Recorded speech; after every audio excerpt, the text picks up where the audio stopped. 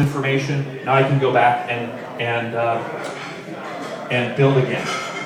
Okay, and the reality of it is the question is, how fast can I go around that circle? Can I do it every day? Well, in a web-driven world where we have the ability to make changes on the fly and get feedback in the moment, I can change that website I can push a new change every single morning and get new data. Google does this. The guys were talking about, listen to their pitch that they did out at 500 Startups.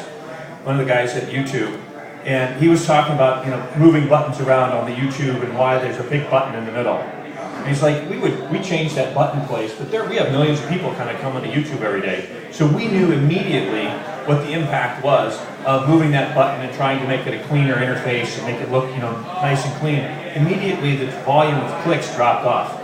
And so they finally moved the button back up into the middle where it's obnoxiously in the middle of the picture because people push on it. They click on it. And that's what they want, right? They want the people to actually push on it and watch the video. And so it's kind of part of that process of how do we make a small change, how do we measure that, and then how do we learn from that and then move to the next step.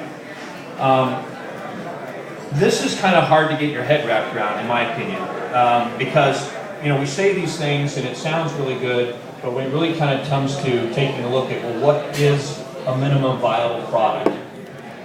What does that look like? Is that simply a wireframe? There's no data. It's just a wireframe. How people would click through, a website, for example. Is it a mock-up?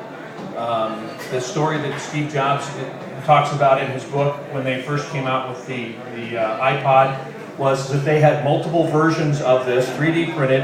They put a glass plate on the front, they painted it, and they put lead weight in it to get it to the right feel. And they had dozens and dozens of these things sitting around until it got to where it was like, yes, that's it. That's what I want to have in my hand. It fits just right.